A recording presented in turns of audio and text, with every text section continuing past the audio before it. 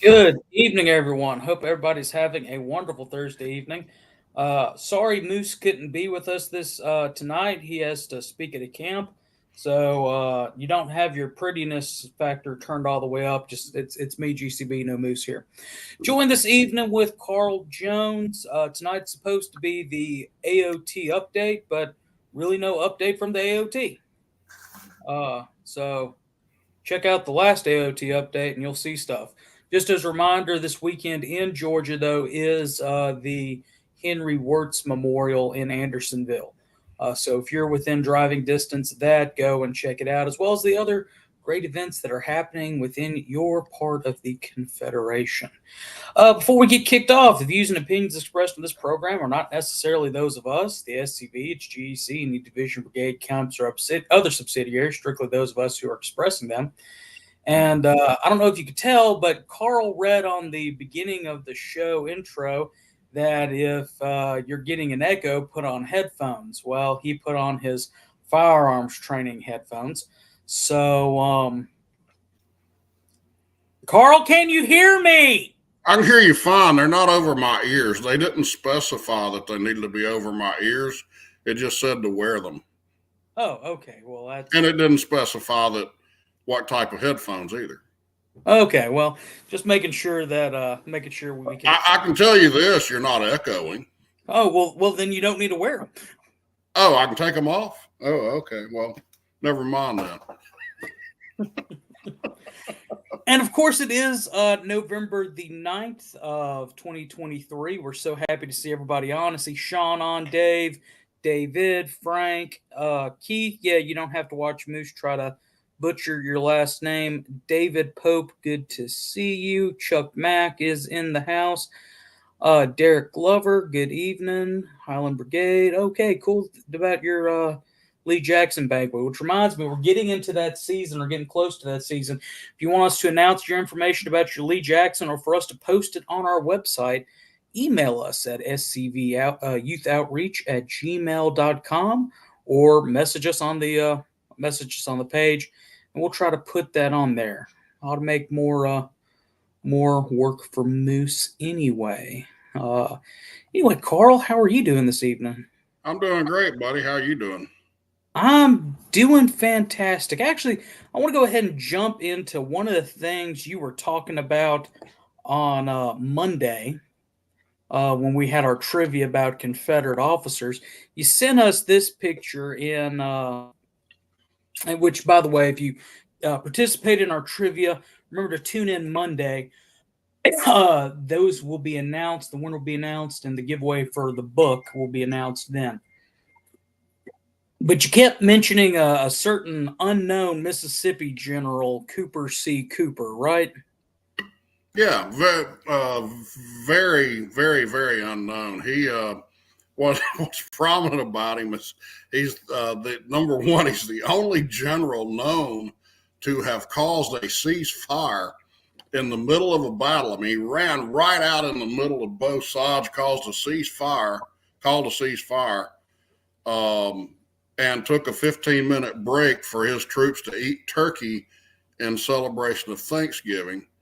Later on in his career, as you see in the picture, this was well after he had gotten out. This is up into the 1890s, and the U.S. Army had begun experimenting with chemical warfare, and he volunteered as a guinea pig, which caused him to lose all of his body hair. And so when he when he showed up at UCV reunions from that point, he was highly embarrassed by that. He replaced all of his body hair with magic marker drawings on himself, and that's depicted in the picture you see. True story if I ever told one. Striking resemblance to a certain past commander-in-chief. Well, I think they're related. Yeah. Well, maybe he should quit being another Confederate general and be that one. Maybe. I'll Christmas is coming up. We'll pitch in and get him some magic markers. Well, I can see his fourth book now, In Defense of Cooper C. Cooper.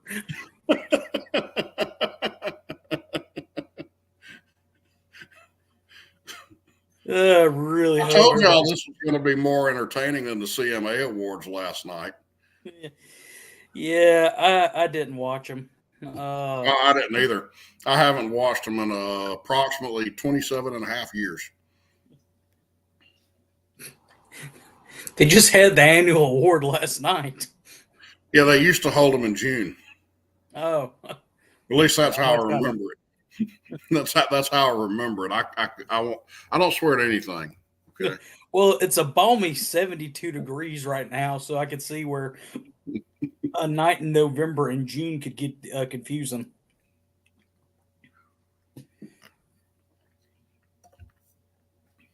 But November is a very special month for everybody because just like you mentioned with Cooper C. Cooper, we have Thanksgiving coming up. But before that, we have two other holidays.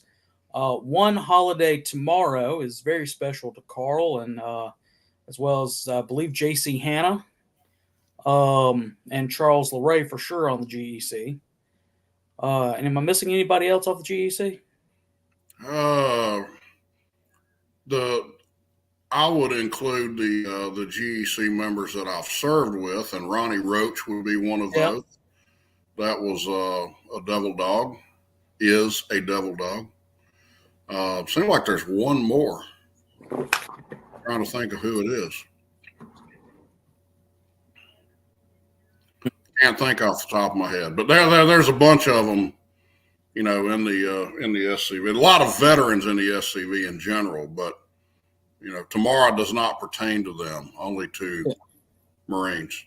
Yeah, tomorrow back in 1775 at a small little tavern, which was reported to be the first Masonic lodge in Philadelphia, as well as a tavern. The Marine Corps was born. And the first recruiter who, as I recall from boot camp at Parris Island 37 years ago, was Captain Samuel Nichols, and he gave new recruits whiskey for joining. Yeah, I saw a buddy of mine. He runs one of the buildings where I work. He's a Marine, and he sent me a meme today. He said the only branch of service that was started as a drinking party, or something like that. Well, you know what beer math to this day? Beer math is 39 Marines multiplied by 3 beers apiece equals 147 cases. And how does that relate to calling people going on a spam run? You don't have to call Marines to go on a spam run. We keep it in our cargo pockets. I mean, spam on the right side, hot sauce on the left side. I mean, unless you're in Columbia, Tennessee, then they call their buddies. Yeah, I'd gotten old and just off my game a little bit, and had forgotten to properly affix myself of spam. Yeah, I know. Happy birthday to you, Charles. I tell you what, man, I let it sneak up on me. I live surrounded by cows. Where I live, I've either got hay fields or cow pastures, on all sides of my house. And only my Marine brothers are going to get this. I was going to do a video and post tomorrow. And if I get up early enough in the morning and do this without getting shot, I might do it still. But I was going to go out and show like a close-up video picture of my face, calling Katie and help, you know, like that. And then just get all disgusted. Man, I'll never teach these idiots to march. Y'all march like a friggin' herd of cattle, and then show the picture that they are cattle. Larray will get that because that was how they did us. My drill instructor, Sergeant Johnson, in the Marine at Parris Island, he would get so aggravated with us, he would start going, "Hey, just friggin' stop. Just stop. Okay, now instead of forward march, I'm going to say giddy up. If y'all want to march like a friggin' herd of cattle, just giddy up. Giddy up now." And he's like, "Wait a minute. Y'all aren't mooing. Moo.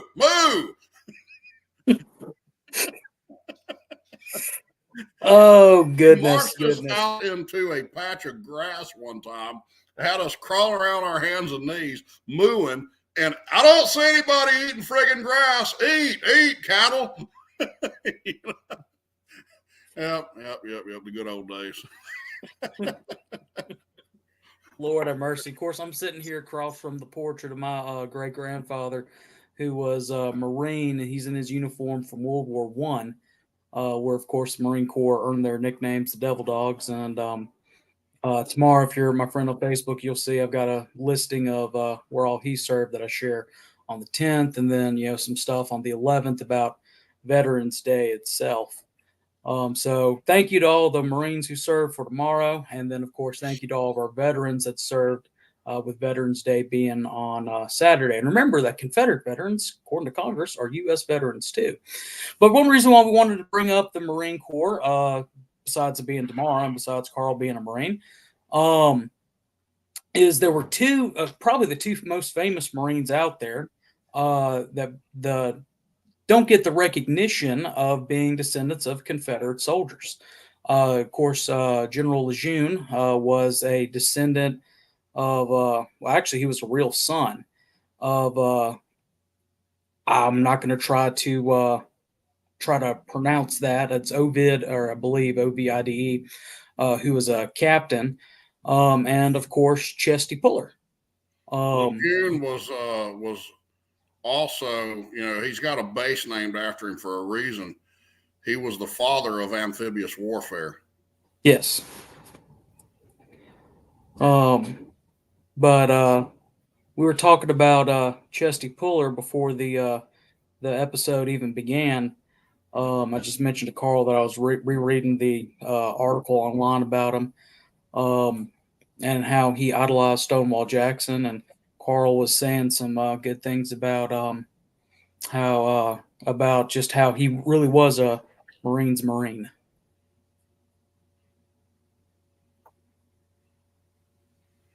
Well, I was telling Connor backstage the story. You know, Puller started out as an enlisted man before he became an officer, and he had a great deal of love for his troops, for the enlisted men. And he, I can't remember. I haven't read that book in it's been over 30 years. So if I mangle anything here, you know, correct me on it. But I think they were at Camp Lejeune, and I believe that Puller was probably at the time a major or possibly a lieutenant colonel. May not have been Lejeune, may have been California, but Pendleton. But either way, he walks past a situation where there's a lieutenant and either a private or a PFC, an enlisted man, and the PFC is just saluting the lieutenant over and over again, right? And Puller walks up to the lieutenant and said, exactly what's going on here, Lieutenant. He said, "Oh, sir, this private walked past me and he failed to render the proper salute. So I'm having him salute me 1,000 times as a reminder so he won't forget the next time." And Puller says to the lieutenant, he said, "Well, that's proper. It sounds like perfect discipline to me. However, Lieutenant, I would remind you that every time a salute is rendered, it must be returned by the saluting officer.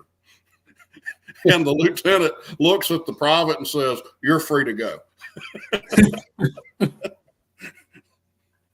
And that was classic Puller. He loved his troops, and they loved him. They respected him. Very, kind of somewhat different from, but a lot of people don't know this, but he and General Patton were actually distant cousins. Cousins, yeah. And Patton was a little bit more of a classic officer, a little bit more of an aristocratic type than Puller. Puller was a ground pounder from the start and to the finish, Yeah, there's a scene out of the Pacific where Eugene Sledge, and they're coming to relieve him after one of the island hopping campaigns, and Puller was actually leading his division back and was wounded. Had been in there in the thick of the fight, and I think one of his most famous quotes is from the Korean War, where somebody reported that they were surrounded on the front, back, and sides, and he said, "Good, that's exactly where we want them." Now we can kill them in all directions. Yeah, so just very, very interesting. Those two gentlemen, which we'll talk about a little bit more about them later. But first, we're going to talk about another holiday that comes up in the end of the month. Guess it's the end of the month technically. Thanksgiving. Thanksgiving. What are you pushing that on me? Yeah. Yeah, it's a Yankee holiday. Not originally. Not originally. As we know it today. Okay, so I want me to go back to start, right? Yeah. Okay, so the first real Thanksgiving was held, and all right, I know there's some, I'm going to get, all kind of people correcting me on this. So let me clarify up front that the first real Thanksgiving in what would become a permanent colony, okay, was in Virginia at Berkeley 100, Berkeley Plantation. It was held by Captain John Woodliff, who happens to be, and I did not know this until 3 years ago, my ninth great grandfather. He actually held the first Thanksgiving. If memory serves, I mean, it never became an annual event until Lincoln signed it into place, illegally, by the way. Search Article 2 of the Constitution and Article 1 of the Constitution. You will find that neither the president nor the Congress have any delegated authority to institute national holidays. So every so-called national holiday we celebrate are actually examples of our federal government overstepping their legal bounds. But that's a rabbit trail we can go down another time.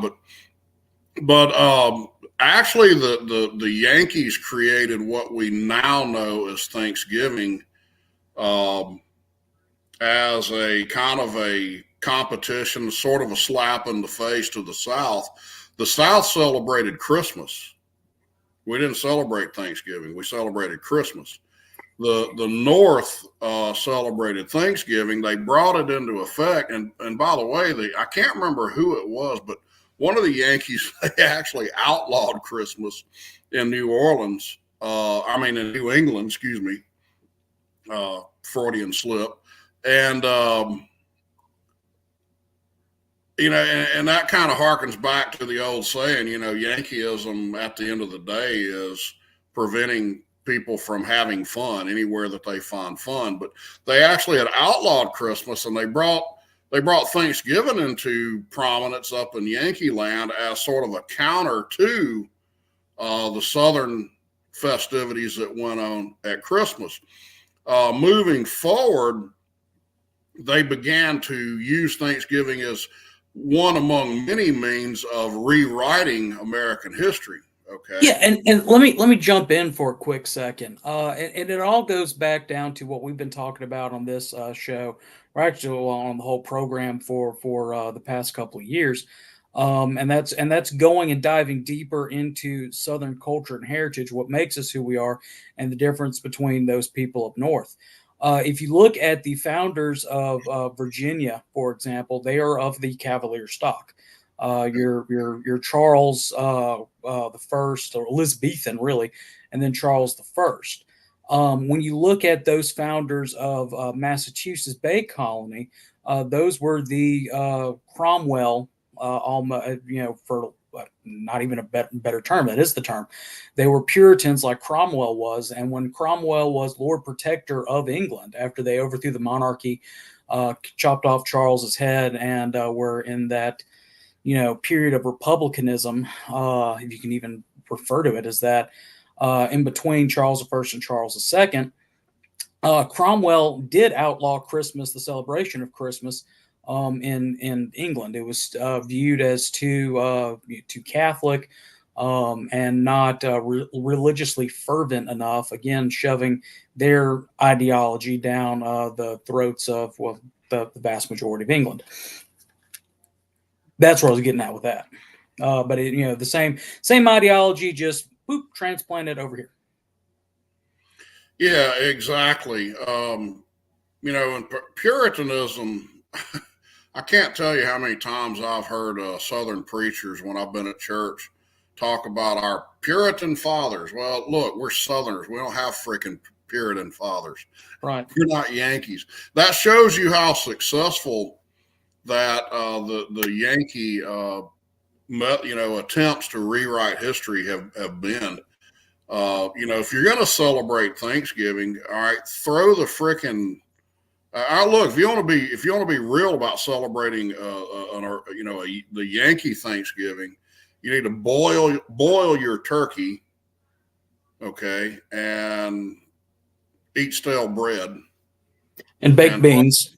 And baked beans, not the Southern baked beans with the barbecue sauce and the bacon in them. I mean, we're just talking about like the blandest beans you can get, and put some water in there and throw them in the friggin' oven. And okay, that would be Yankee baked beans. We didn't eat pumpkin pie in the South. That's look, we need apple pie, peach pie, that kind of thing. So, but we can get into that later. The bigger issue, and by later I mean like closer to Thanksgiving, but the bigger thing is that Thanksgiving it's another example of those people trying to rewrite history, making American history over in the Yankee mold. And it's sort of akin to the idea of settlers out of Boston moving west in their wagon trains. And you saw this in the Western movies throughout the 1950s and 1960s. And these Bostonians, like Ben Cartwright, for example, who I love Bonanza, love the Cartwrights and all, but the idea that people came out of Boston and moving west and settling it and taming the West, and that's a bunch of garbage. That's an offshoot of Yankees rewriting history.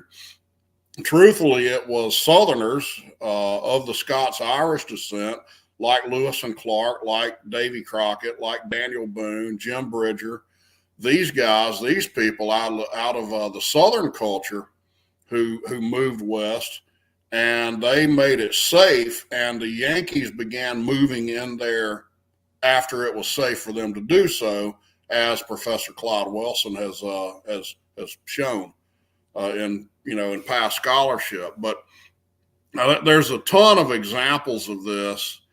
And it has been highly, highly corruptive on, the Yankee narrative has been highly corruptive on how the average American views themselves, views their history. And that's especially true in the South. Yeah. And that kind of goes at the theme of what we're talking about tonight is, that the Yankee rewriting of history is completely, Yeah, just like Chesty Puller, just like Lejeune we were talking about, like Thanksgiving that we're talking about, anything and everything that is would and should make a Southerner proud to be Southerner, has been eradicated, rewritten, to where it's this nationalist ideology of, oh, the Yankees have saved us from being, what we are, so to speak. Mm-hmm.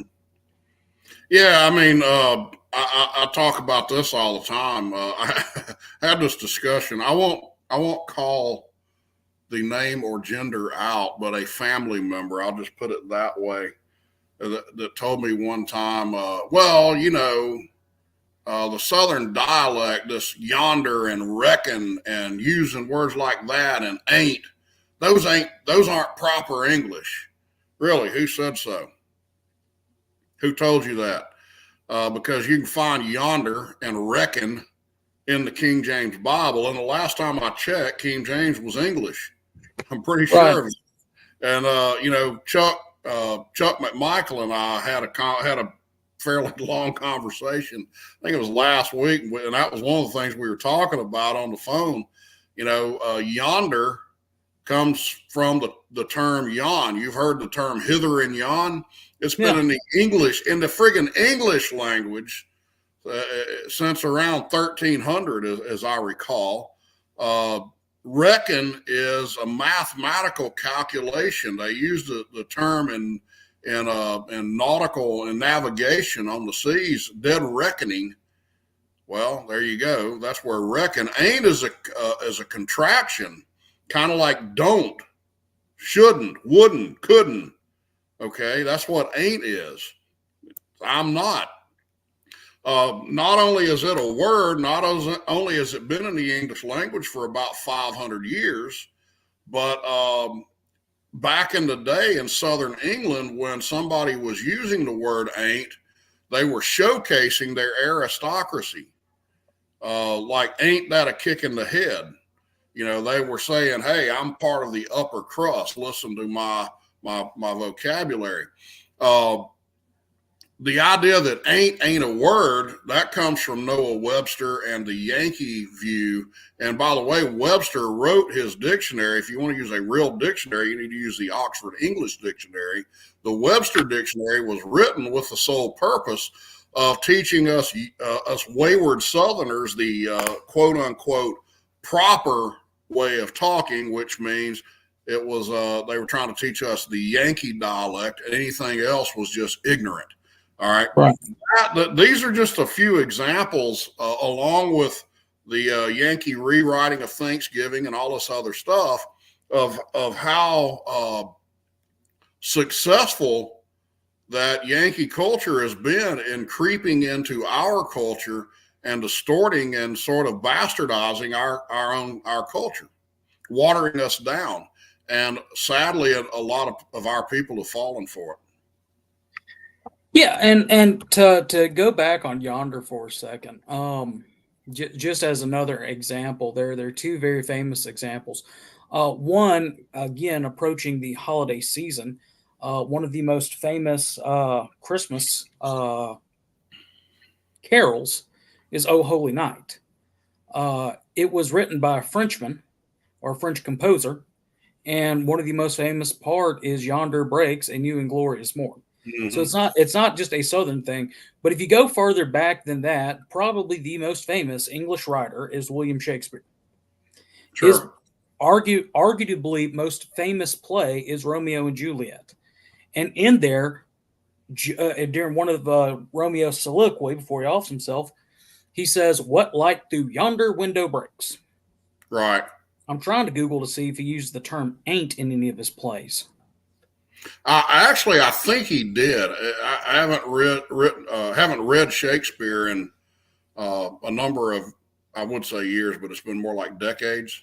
But it seems like he actually did. I think I heard that somewhere. But my understanding of the word yonder is that it actually goes back way before England. I think it came out of the German language. I read that somewhere. I looked up somebody correct me on this, the etymology. I think that's the proper proper word on the origin of words. And if I'm not mistaken, yonder actually comes out of the German language. So it's probably older than 1,000 years. It's probably, more than 1,000 years old. But, the bigger point to all this is how our own people have through their misunderstanding, their frankly being propagandized, have been misled, to dismiss their own culture as wayward and ignorant, and that's a crime. According to the website I'm on, it's actually comes from the Middle English, from the word yond and plus er as hither. First known use is in the 14th century as an adverb meaning, away, and then again as an adjective in the 14th century and a pronoun in the 14th century. Go back further, and I think that I read, and I may be wrong on this, but I think that I read that before it was Middle English, that it came out of a Germanic word. If you can see it, if you can find it real quickly, but I may be wrong on that. I may have it confused with another word. So. Yeah, I'm on the Cambridge English Dictionary right now, looking to see if there's anything. I mean, look, if I am wrong, you got to give me a break. I mean, I haven't had any crayons to eat today, so here we go.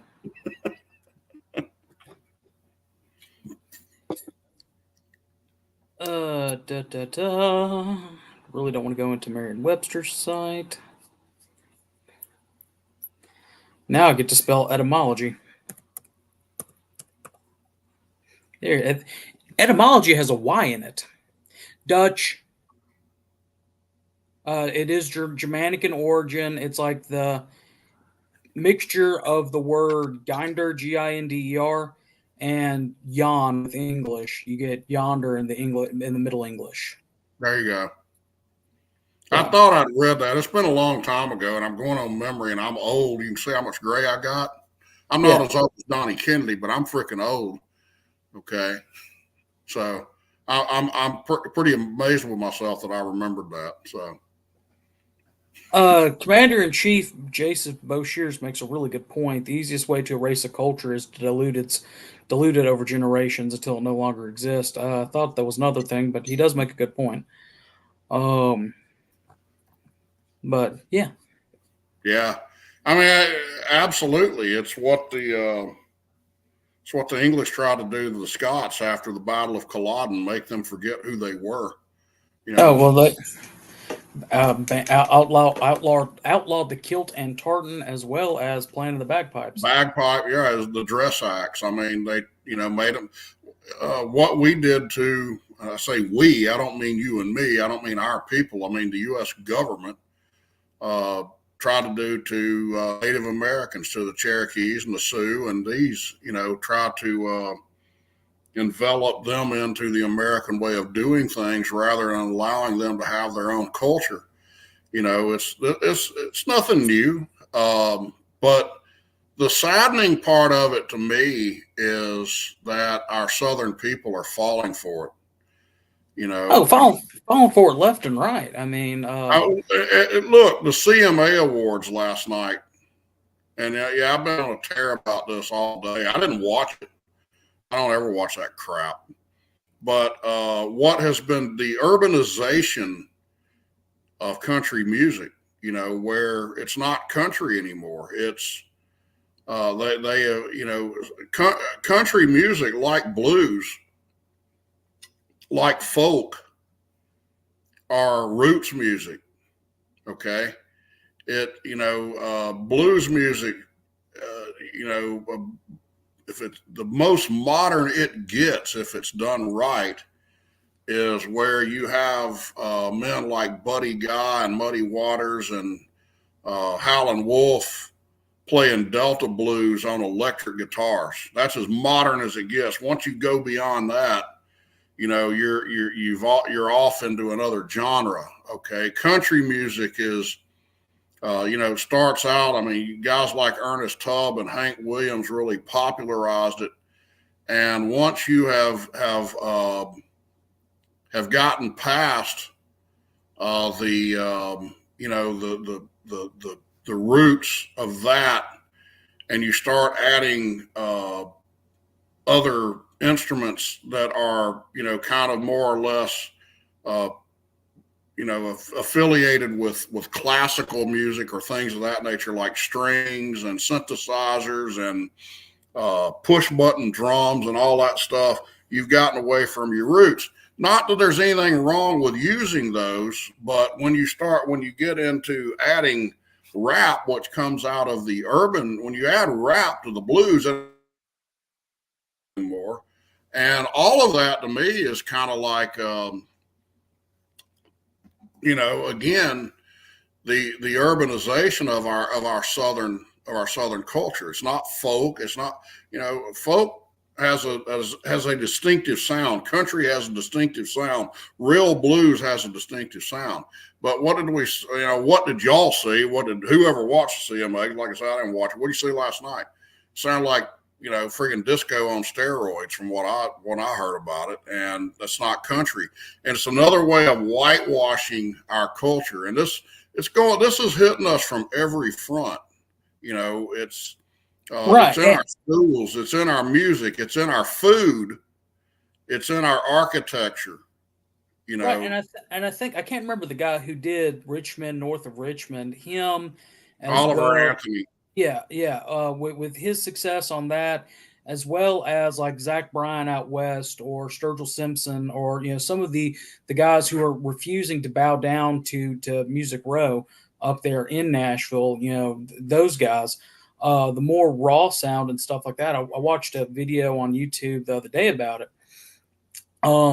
Really, if you go back and look at what has influenced their style, is they're sick of hearing the Florida Georgia lines and the Jason Aldeans and everything like that. But if you go and study the resurgence of new, I hate to say new classical, because that's an oxymoron, but going back in that old, more soulful roots style that you're talking about is from Oh Brother Where Art Thou. The soundtrack that came out from that inspired several people to want to go back to that singer-songwriter folk style, which of course the movie's set in Mississippi, and it's using bluegrass music. Yeah, Dave Perkins, I see in the comments, bluegrass is God's gift. All right, so think about how bluegrass influenced popular music for a number of years. Sweet Home Alabama, okay? Can't You See by the Marshall Tucker Band. Those are two songs that were performed in the Mixolydian scale, which it came out of the bluegrass genre of music. My buddy Tommy Daniel, who's been on the chat before, he made the point, and I may get my mixture here wrong, but I think he said that Southern rock was 1/3 blues and 2/3 country. All right. And so the Mixolydian scale is like Tommy said, I don't believe that Ronnie Van Zant and these guys were sitting around when they were kids, listening to bluegrass for entertainment, but I believe they heard a lot of it, and they started using that with electric guitars, and it transformed into Southern rock, and it all comes out of the South. But here's the deal with whether you get into, regardless of whatever kind of good music you get into, it's got real instruments. It's got a story behind it. It's got, something that captivates, the imagination, but it's got a purity to it. What we hear today is a bunch of electronics and, vocalizations that are auto-tuned. So you can take anybody that that can't sing, and turn them into a superstar. All they got to be able to do is look good and dance. It's modular music, and it sucks. It's awful. I don't even buy that crap. And the modern country stars today, like Morgan Wallen, that guy's boring. He's boring. I mean, it's god awful. He's one of the better ones. That's the bad thing, is compared to all of his contemporaries, he's actually good, but he's terrible.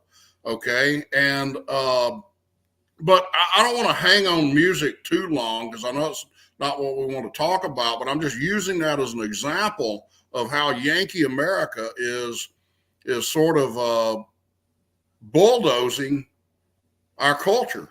I mean, it's happening everywhere. And I made the comment, and this is a kind of an analogy that my friend Nicole Williams stated in a conversation she and I and a couple others were having one time. But if you want to see how Yankee America appears in the South, it's real simple. Walk out of the historic district of your local town and go and look at the 5-lane highway surrounded by used car lots, strip malls, and fast food joints.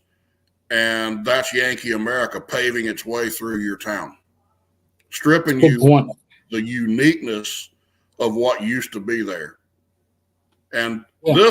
this is a travesty. I mean, it's absolutely a travesty.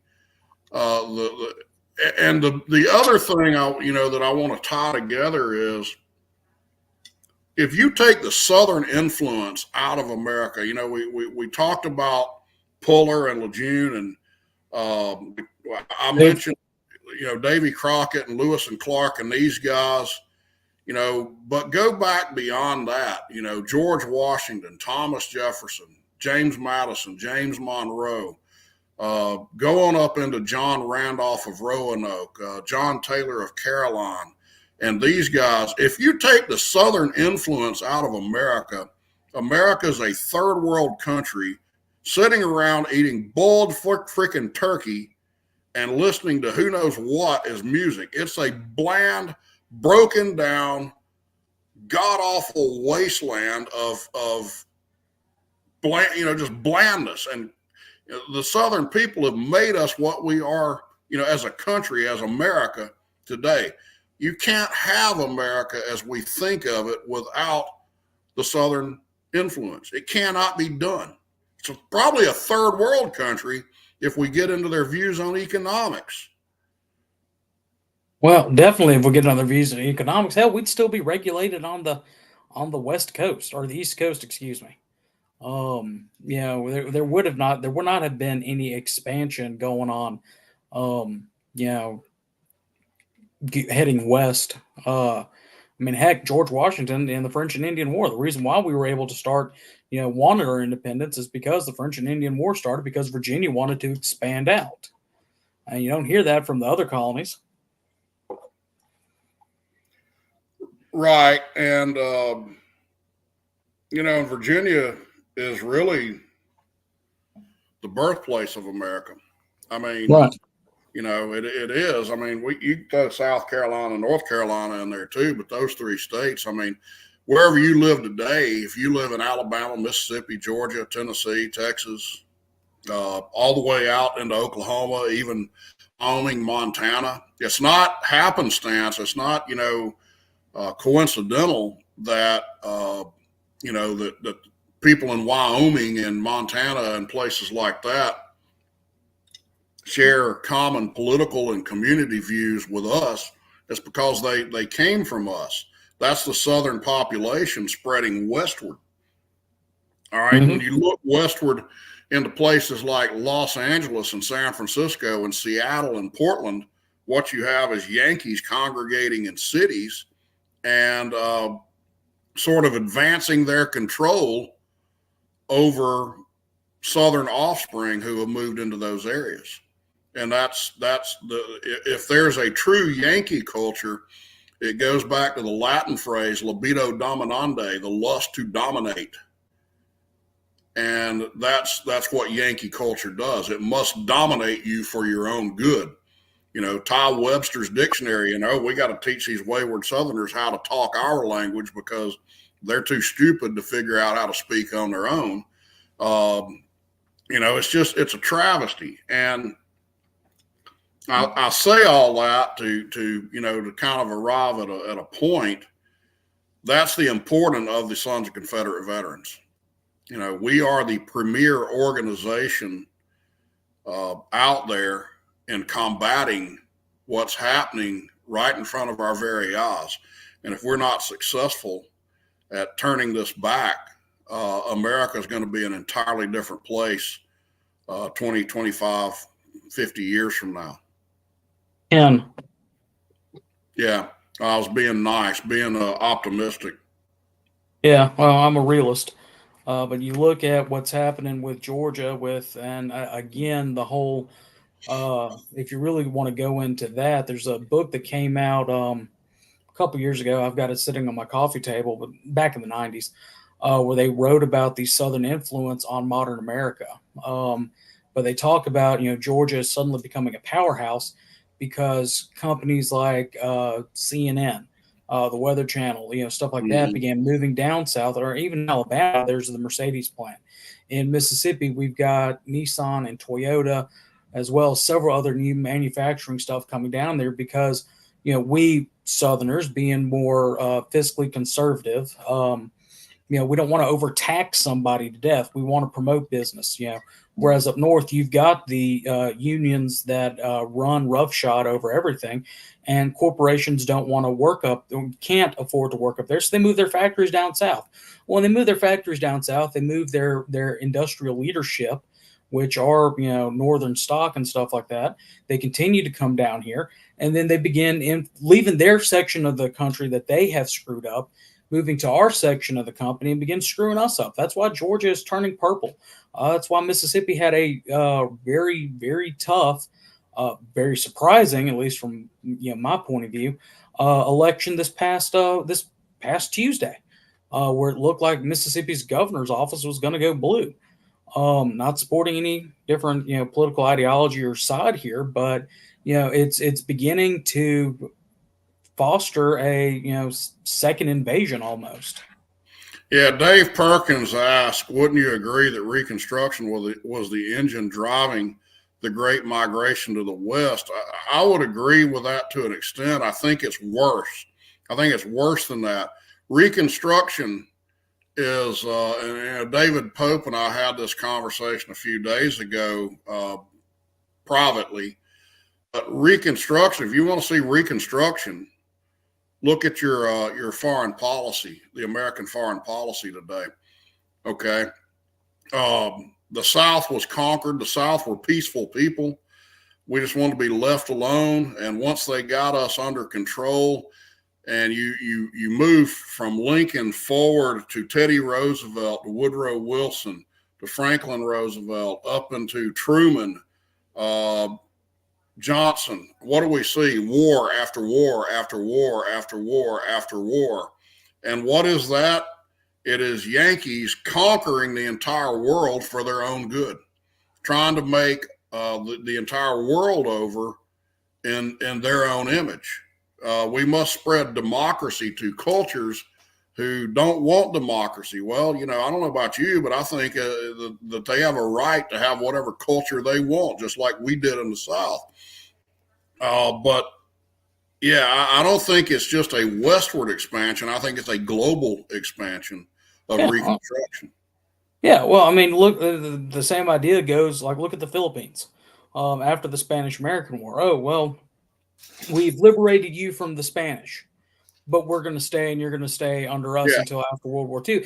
And then there hasn't been any real stability in the Philippines. They had a dictatorship, then an overthrow of that government, and now they're about are they classified as second or third world?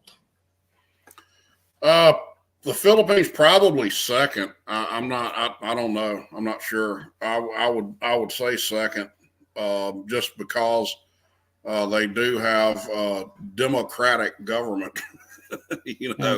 As if that's a good thing.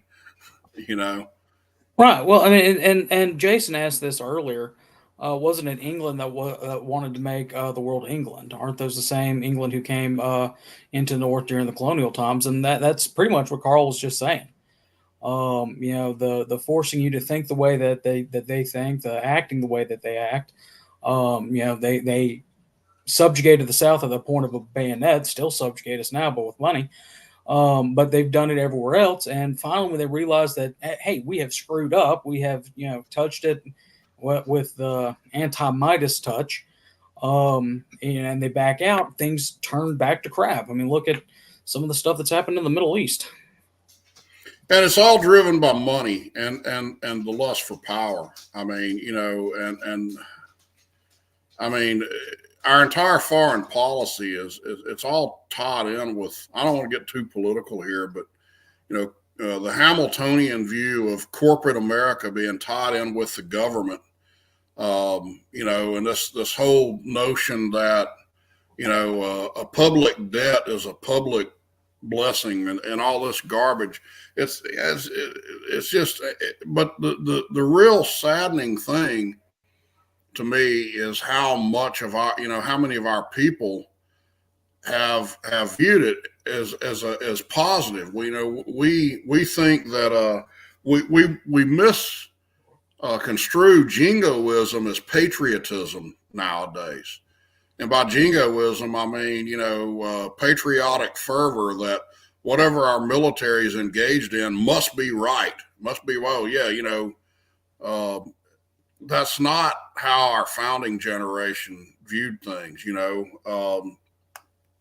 The Second Amendment, for example, came about as a means of preventing the need for a standing army. The idea of the founders was that if our populace is armed, we should never have to have a standing army. Now, why would they not want one? Because they viewed the standing army as a tool of tyrants to overthrow the people. Let me give you a quote if I can find it real quick. I used to know this off the top of my head, but it's been a while. Well, while you're looking for the quote, I will say that one of the main talking about Yankee imperialism and the military-industrial complex that's becoming. It's kind of ironic that the president that warned us about it was, in all sense of what we've been talking about, a Yankee. Ike. What's that? I'm sorry. Oh, did you have your headphones back on? No, I'm in deep concentration. No, I was just saying that it's kind of ironic that the president who actually tried to bring the American public to the idea of the military industrial complex and money war for prosperity's sake was Eisenhower. Yeah, he warned it, even though he used it. I mean, he was not as as excited to use it as Roosevelt or Wilson or Truman, but yeah, I mean his words were great. So here's Madison. Of all the enemies to public liberty, war is perhaps the most to be dreaded because it comprises and develops the germ of every other. War is the parent of armies. From these proceed debts and taxes, and armies and debts and taxes are known instruments for bringing the many under the domination of the few. In war, too, the discretionary power of the executive is extended. Wonder if we've seen that anywhere. Its influence in dealing out offices, honors, and emoluments is multiplied, and all the means of seducing the minds are added to those of subduing the force of the people. There's also an inequality of fortunes and the opportunities of fraud growing out of a state of war and degeneracy of manners and of morals. No nation could preserve its freedom in the midst of continual warfare. He goes on, just a little shorter. A standing military force with an overgrown executive will not long be safe companions to liberty. The means of defense against foreign danger have been always the instruments of tyranny at home. Among the Romans, it was a standing maxim to excite a war whenever a revolt was apprehended. Throughout all of Europe, the armies kept under the pretext of defending have enslaved the people. This is James Madison. Think about how much money we are spending in proxy wars and multi-trillion-dollar affairs involving the military, that's anti-American. That's not George Washington's America. It's not Jefferson or Madison or Monroe's America. That is Lincoln's America. I was about to say definitely not Madison's, or not Madison, Monroe's. Right. Anyway, well, we have been at it for about an hour. Dave Perkins wants to know exactly where he can find that quote, Carl. I just looked it up under James Madison. Dave, if you'll, actually, I'll tell you a quick way to find it. Look up Jacob Hornberger, Antipathy to War, Antipathy to Warfare, or no, Antipathy to Militarism. It's on the Lou Rockwell website. But it's I can't remember. I've read the entire speech. I can't remember what speech that's from. It's been too long ago. But if you'll look up Antipathy to Militarism by Jacob Hornberger, you'll find it. You'll find the quotes and others. There's another one that's on there that he included by St. George Tucker that said, and I'm going off the top of my head here, but wherever the right to bear arms is prohibited and wherever standing armies are kept up, the liberty of the people, if not already exhausted, is on the brink of annihilation. And that ties in what I was saying earlier. The primary purpose, I should say, of the Second Amendment was to keep the people armed in an effort to prevent the need for an actual standing army, which an overgrown executive, as Madison said, could use to to send them around the world and involve us in actions that were not in the to the benefit of the American people. And since at least the progressive era, I mean, really, you can go back to Lincoln. If you look at the imperialism that was unleashed on the Plains Indians, I mean, it really started there. And we've begun our expansion of the military and militarism around the world ever since then. And we've never really, in over 150 years, backed off of this. And what has that cost you? What does it cost your family? Look at how much you're taxed every year. You're the one paying for it, not only in money, but in blood. And where did where'd Phil Sheridan and Custer learn their tactics? And Sherman. Yeah, there you go. So anyway, we will be back on Monday at 7 o'clock. We should have Dr. Sandy Mitchum on talking about Zebulon York. Fun fact for you, if you ever answer a bunch of stuff on trivia over and over again with the same answer, you may be thrown on the show. You may not. Anyway, hope y'all have enjoyed it. Hope all of our Marines out there have a great Marine Corps birthday tomorrow. For everybody else who's a veteran, that is, we hope, and you have a great Veterans Day. We appreciate your service. We're going to talk more about Thanksgiving later on in the month, probably week after next on Monday. We may even have a Cooking with Carl episode. Who knows? And the great debate of stuffing versus dressing. That's something they stole from us on Thanksgiving, is stuffing, and now it's dressing. Who wants something crammed up a bird's ass? Anyway, we hope y'all have enjoyed this. We hope that you continue to like, share, comment, everything like that. We'll be back Monday, and until then, Rudder Frop. Faversham,